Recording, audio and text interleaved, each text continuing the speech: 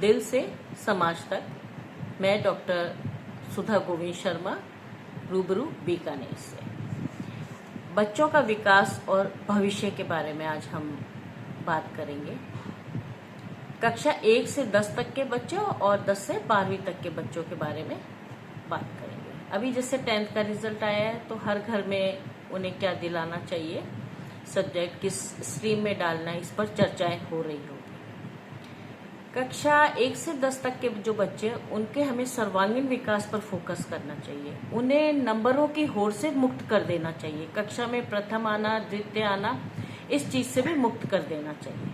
बच्चों को पढ़ाने के लिए माहौल दो, अच्छा वातावरण दो और उसे उस चीज के लिए, परंतु उसे मार्क्स कितने लाने हैं, कक्षा में प्रथम द्वितीय आना, इस होड़ से पूरी तरह से मुक्त कर दीजिए। क्योंकि ये बच्चे पर थोड़ा सा तनाव और स्ट्रेस डालते हैं, उससे उनका बौद्धिक विकास की क्षमताएं थोड़ी सी कम हो जाती है। मतलब एक बच्चे में ऑलराउंडर होने की क्षमताएं है, पर वो ऑलराउंडर होने की क्षमताओं को विकसित करना ही बौद्धिक विकास है उसका।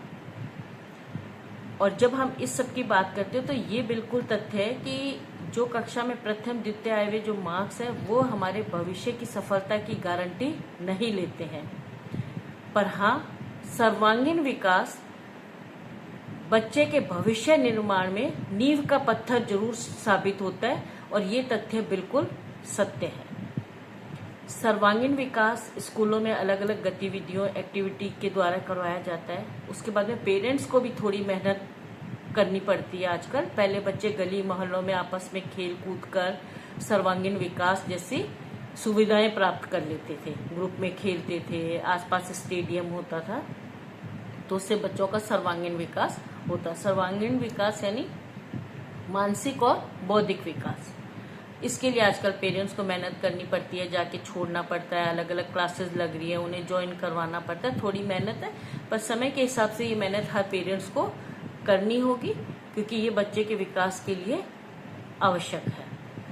उसके बाद में जब बच्चों को हम हमारे आसपास जितने भी त्योहार आते हैं, उत्सव होती है, शादी ब्याह, सामाजिक कार्यक्रम है, उसमें भी 2-3 दिन में से कुछ समय उन्हें पूर्णतः अपने हिसाब से खर्च करने दें।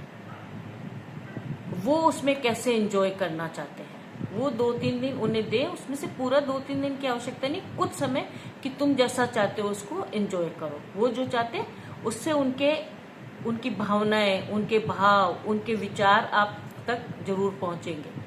और दूसरी बात, कभी कभी हम बच्चों से बात करें तो वो उनके जो भाव हमारे सामने हम उसे समझने की कोशिश करें और उन भावों को उसके व्यक्तित्व विकास में जरूर समावेश करें कि बच्चा ऐसा है, इसलिए बच्चे की पर्सनैलिटी ये है, तो बच्चे के लिए हमें ये चीजें करनी चाहिए जिससे कि बच्चा हमारा बढ़िया से ग्रो करेगा। ये पेरेंट्स की जिम्मेदारी है। पहले ही थोड़ी कम होती थी, आजकल बहुत जरूरी हो गई है पेरेंट्स को बच्चे के विकास के बारे में ध्यान देने के बारे में, बच्चे के एजुकेशन के बारे में, वो किस स्ट्रीम में जाएगा इसके बारे में। उसके बाद में जब 10th में बच्चा आ गया, जब अब वो समय आ गया कि हम उसको कौन सा सब्जेक्ट लेगा, किस स्ट्रीम में जाएगा, उसके बारे में, तो ये थोड़ा सा घर में अब तनावपूर्ण वातावरण कह दें, क्योंकि तनाव होता है कि हम जो बच्चे के लिए डिसीजन ले रहे हैं वो सही होगा या नहीं होगा, और हमारा बच्चा क्या चाहते हैं, क्योंकि बच्चे सही ढंग से नहीं बता पाते। हाँ, पहले की तरह नहीं है, अब बच्चे बता सकते हैं इस स्ट्रीम में ये है, ऐसा ऐसा, अब उनको अच्छा खासा ज्ञान होता है। तो पूरी तरह से आज भी बच्चा बताता है, और मोस्टली ये होता है कि हम पेरेंट्स जो चाहते हैं हम बच्चों को वो करवाने की कोशिश करते हैं। क्योंकि अब मैं ये बात इसलिए कह रही हूँ क्योंकि हम इस समय और परिस्थिति से निकल चुके हैं। जब हम ये देखते हैं बच्चों को, हम कुछ ढूंढ के लाते हैं, कुछ बच्चा बताता है, फिर मिला जुला होता है कि हम अपने हिसाब से कि नहीं, हम बच्चे को ये तैयारी करवाएंगे। सिर्फ पुस्तकें दिलाना या विद्यालय में एडमिशन या विद्यालय की पढ़ाई मात्र से हम वो सब चीजें प्राप्त नहीं कर चाहते जो हम आगे चाहते हैं। उसके लिए हमें कुछ और भी सोर्सेज इकट्ठे करने होते हैं। कोचिंग सेंटर्स है, कोचिंग सेंटर्स की फीस है, एक मिडिल क्लास व्यक्ति के लिए अक्सर वो फीस बाउंड्री पर आकर रुक जाती है, तो उस समय भी हम सोचते हैं। तो उस समय हम उन बात जो हम सोच रहे हैं, हम खुद अपने बच्चे के बारे में सोच रहे हैं उन व्यवस्थाओं के लिए जो कि हमारे बच्चे का भविष्य उज्जवल बनाएगा, तो उसका बोझ कभी हमारे बच्चों पर नहीं आना चाहिए। पर आ जाता है कभी कभी, बच्चे का परिणाम सही नहीं होता, जो क्लास टेस्ट हो रहे नंबर कम आते तो हम बच्चे पे गुस्सा भी करते हैं, डांटते भी। एक ह्यूमन नेचर, एक स्वाभाविक क्रिया प्रतिक्रिया है, पर उस पे अब हमें नियंत्रण करना चाहिए। हो सकता है जब हमारे बच्चे भी तैयारी कर रहे होंगे, हमने भी उन्हें डांटा होगा, एक दो थप्पड़ भी लगाए होंगे, और किया है, ऐसा किया होगा, शायद नहीं किया है, तो बच्चों सॉरी, बट आज तुम जहां हो अपने अव्वल मुकाम पर हो, हम उससे बहुत खुश हैं और हमें बहुत प्राउड भी है। अगर आप जो बड़े, जिनके बच्चे बड़े हो गए, सेटल्ड हो गए, कभी ऐसा गलती कुछ हुई है तो आप भी अपने बच्चों से सॉरी मांग लीजिए। जरूरी नहीं है सॉरी हमेशा छोटे बच्चे ही बोलते हैं, अगर हम भी सॉरी बोल देंगे बॉन्ड अच्छा होगा हमारा। ये सब चीजें हम बात कर रहे हैं, तो अब हमारे दिमाग में एक बात क्लियर होनी चाहिए कि ये कंपटीशन का समय है। हम बच्चे को जिस स्ट्रीम में भेज रहे हैं, मानो 300 सीट है, पर बच्चे 3000 हैं, 30,000 भी हो सकते हैं, 3 लाख भी हो सकते हैं। तो सीट जब 3000 है तो 3000 बच्चे ही वहां जाएंगे। 30,000, 3 लाख, वो बच्चे कहाँ जाएंगे? क्योंकि वो सेलेक्ट नहीं होंगे, क्योंकि मेरिट ऊपर बनेगी। तो उस समय के लिए पेरेंट्स के माइंड में पहले से एक बैकअप होना चाहिए। और बैकअप होना क्यों जरूरी है, ये हर घर, हर परिवार बहुत अच्छे से जानता है। हम अपने घर की राशन की सामग्री, घर में हमारे जो उपकरण हैं, अचानक जरूरत पड़ने पर वो सब चीजें बैकअप है। ये जो हम चीजें तैयारी करते हैं ना पहले से, दिवाली आने वाली है, उस समय और खर्चा होगा, तो ये चीज मैं पहले कर लूं, ये हमारे बैकअप प्लान्स होते हैं।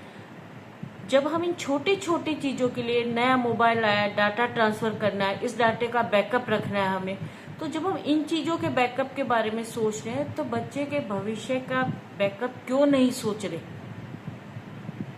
जिस दिन हम ये पहले से सोच लेंगे, हमारा बच्चा भी बहुत खुश होगा, किसी प्रकार का उस पर कोई तनाव नहीं होगा, ना ही हमारे पर तनाव। और मोस्टली मैं बता दूं, पेरेंट्स का तनाव बच्चों को ट्रांसफर होता है, और ये सत्य है। जो हम बार बार घर में बात करते हैं, जैसा हम सोचते हैं, तो वो हमारा तनाव हमारे बच्चों पर ट्रांसफर होता है। तो हमारे पास बैकअप प्लान होना चाहिए। हमारे पास बैकअप प्लान है तो हमारे पर तनाव नहीं होगा ज्यादा, और हमारे पे तनाव नहीं होगा तो हमारे बच्चे को हम तनाव रहित रख सकते हैं, उसका स्ट्रेस हम मैनेज कर सकते हैं। इसलिए हमें स्ट्रेस को मैनेज करना आना चाहिए। अब जब हम ये सब बात कर रहे हैं, तो जब हम बच्चे को भी सबसे पहले कि देखो, हमारा मकसद है तुम्हें ये सब्जेक्ट दिलाने के, हम तुम्हें ये बनाना चाहते हैं। अगर ऐसा नहीं होगा तो 1 या 2 मौके और लेंगे, नहीं होगा तो हम इसी के समकक्ष अल्टरनेटिव पर जाएंगे और कुछ ना कुछ अच्छा होगा। बस तुम्हारा काम है पढ़ना और ज्ञान अर्जित करना। और ये बिल्कुल सही है कि बच्चों को ये पता होना चाहिए कि शिक्षा, मेहनत और सर्वांगीण विकास कभी जाया नहीं होते, वो हमेशा अच्छा रिजल्ट ही देते हैं।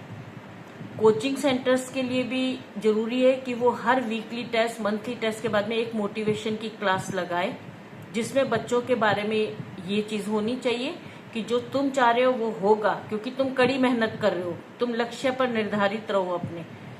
अगर नहीं होता है तो कुछ बिगड़ नहीं जाएगा, और भी बहुत सारे ऑप्शन है, और फिर वहां पर उसे वो एग्जाम्पल मिले कि सोचा ये था पर इसमें नहीं हुआ, इन्होंने ये किया और इसमें ये अव्वल हो गए। तो ये सारी चीजें हमारे बच्चों को हमारे आसपास के माहौल में, वातावरण जहां हमारा बच्चा जा रहा है वहां पर मिलनी चाहिए। तो आज की हमारी बातें बहुत छोटी और सिंपल थी, पर वो हमारे बच्चों के लिए बहुत जरूरी है। और छोटी बातें कई बार बड़ी बड़ी बातों को बढ़ावा देती है। ये छोटी छोटी बातें कई बार हमारे लिए बहुत अच्छी साबित होती है। तो हम कल फिर मिलेंगे किसी एक अच्छे विषय के साथ, जो हमारे लिए बहुत आवश्यक भी होगा। नमस्ते, मैं डॉक्टर सुधा गोविंद शर्मा, रूबरू बीकानेर से।